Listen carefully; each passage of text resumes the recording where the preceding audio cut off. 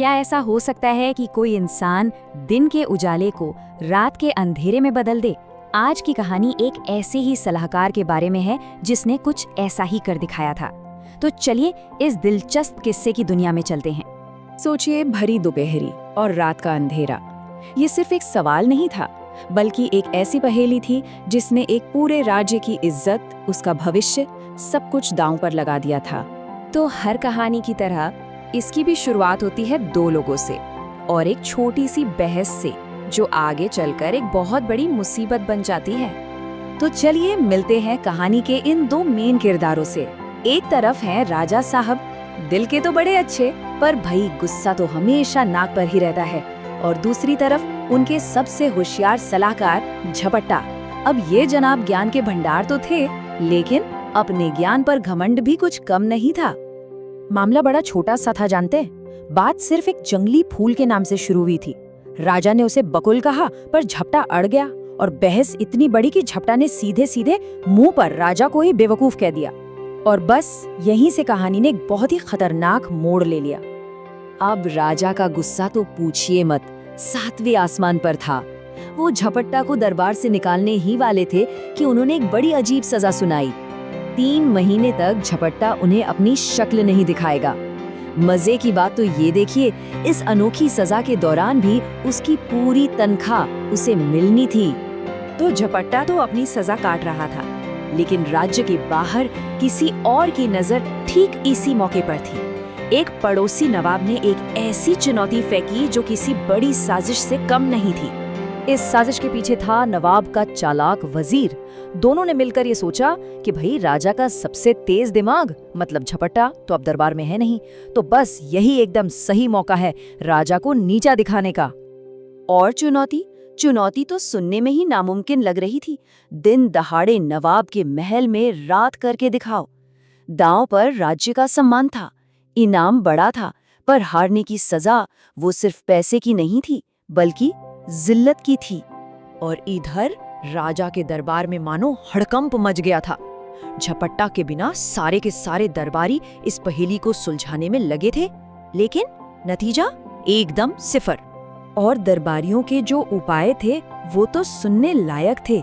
एक साहब बोले, अरे पूरे महल पर एक बहुत बड़ा तंबू डाल देते हैं, मतलब जैसे पैसे पेड़ पर उग रहे हों। दूसरे की तरकीब तो और भी मजेदार थी, महल के चारों तरफ बड़े बड़े पेड़ लगा दो। अरे भाई, और छत का क्या, वहां तो धूप सीधी आएगी ही। अब ऐसी बेवकूफी भरी बातें सुनकर राजा तो गुस्से से लाल पीले हो गए। उन्होंने गरज कर कहा, ये निकम्मों की फौज है, सुन लो सब, जब तक इसका हल नहीं मिलता किसी की भी तनख्वाह नहीं बढ़ेगी। और बस पूरे दरबार में एकदम सन्नाटा छा गया। और जब सारी की सारी उम्मीदें खत्म हो गईं, तब जाकर रानी को उसकी याद आई, जिसे दरबार से निकाल दिया गया था। रानी ने चुपके से झपट्टा को बुलवाया, और झपट्टा भी देखे क्या कमाल का इंसान था। राजा का हुक्म था कि वो शक्ल न दिखाए, तो वो जनाब घूंघट ओढ़कर दरबार में आ गए। क्या बात है, मतलब बात भी रह गई और काम भी हो गया। जहां बाकी सब हवा में तीर चला रहे थे, वहीं झपट्टा ने अपने दिमाग का इस्तेमाल किया। वो सीधा पहुंचा राज ज्योतिषी के पास। वो जानता था कि इस पहेली का हल जमीन पर नहीं बल्कि आसमान में छिपा है। तो ये था झपट्टा का मास्टर प्लान, पूर्ण सूर्य ग्रहण। यहाँ कोई जादू टोना नहीं था, बल्कि सीधा साधा विज्ञान था। एक ऐसी खगोलीय घटना जो कुछ पलों के लिए दिन को एकदम रात में बदल देती है। और फिर मिली वो सबसे जरूरी जानकारी जिसने पूरी बाजी ही पलट दी। ज्योतिषी ने अपना पंचांग देखकर बताया, इसी महीने की 22 तारीख को ठीक सुबह 10:15 पर आसमान में ये अजूबा होने वाला है। तो अब वक्त आ गया था झपट्टा की इस कमाल की योजना को आजमाने का। ज्ञान और घमंड की इस लड़ाई का अब आखिरी फैसला होने वाला था। तो 22 तारीख को जब राजा नवाब के दरबार पहुंचे, तो हर कोई उनकी हंसी उड़ा रहा था। लेकिन फिर ठीक समय पर सूरज पर धीरे धीरे एक परछाई पड़ने लगी, आसमान का रंग बदलने लगा, और देखते ही देखते भरी दोपहरी में घोर अंधेरा छा गया, मानो रात हो गई हो। नवाब और उसके दरबारी तो हक्के बक्के रह गए।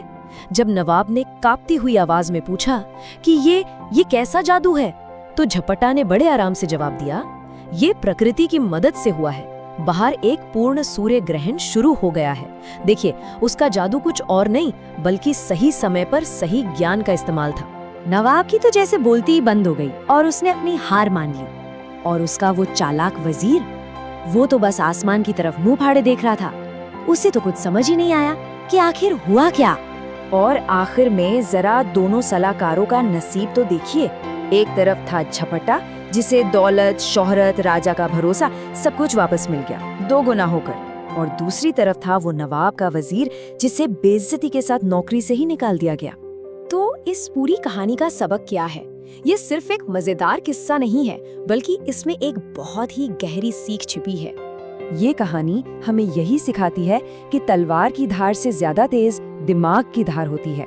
जहाँ ताकत और सत्ता के रास्ते बंद हो जाते हैं ना, वहाँ ज्ञान एक नई राह दिखाता है। तो ये कहानी जाते जाते एक सवाल छोड़ जाती है। क्या कभी अपनी जिंदगी में या इतिहास में ऐसे कोई मौके याद आते हैं जब किसी ने अपनी ताकत से नहीं बल्कि अपनी अक्ल से पूरी बाजी ही पलट दी हो? इस पर जरूर सोचिएगा।